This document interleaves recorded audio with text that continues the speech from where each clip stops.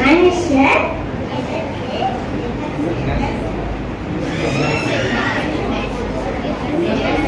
என்ன செய்வான்?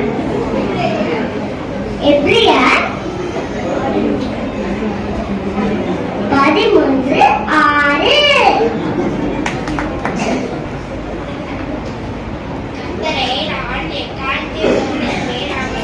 எப்போது என் வாயில் இருக்கும். சங்கீதம் 34. வலியோ அறிந்திருக்கிறார், சுமக்க வலியோ அழியும்.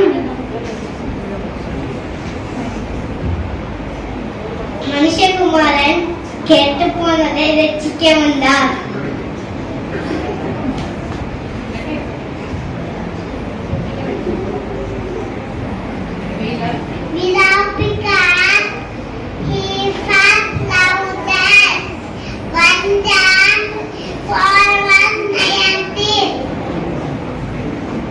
பிள்ளைகளே, உங்கள் பெற்றோருக்கு கர்த்தருக்குள் கீழ்ப்படியுங்கள். எபேசியர் 6:1. Trust in him at all times. Psalms 62:18. நீங்கள் ஒருவருக்கொருவர் பண்ணியிருங்கள். நீங்கள் ஒருவருக்கொருவர் அன்பாயிருங்கள். நான் உங்களில்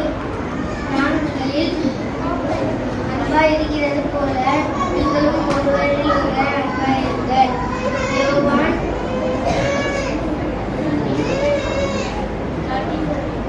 13:30. எப்போதும் சந்தோஷமா இடைவிடாமல் ஜெபம் பண்ணுங்கள்.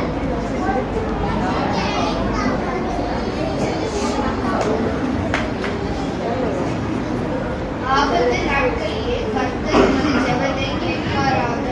யாக்கோபின் தேவனுடைய நாமம் உமக்கு உயர்ந்த அடைக்கலமாவதாக. சங்கீதம் 21. பொய்யுதவிகள் கர்த்தருக்கு அர்ப்பணிகள். உண்மையாய் நடக்கிறவர்களோ அவருக்கு பிரியம். நீதிமொழிகள் 12:2.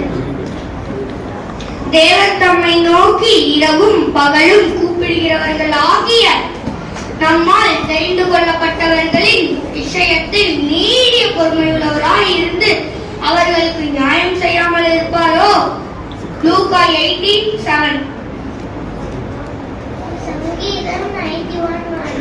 உன்னதமானவரின் மறைவில் இருக்கிறவன் சர்வ வல்லவனுடைய நிழலில் தங்குவான். Let love and faithfulness never leave you. Proverbs 3:3. ஒருவருக்கொருவர் தயவாயும் மன உருக்கமாயும் இருந்து கிறிஸ்துவுக்குள் தேவன் உங்களை மன்னித்தது போல நீங்களும் ஒருவருக்கொருவர் மன்னியுங்கள். எபேசியர் 4:32.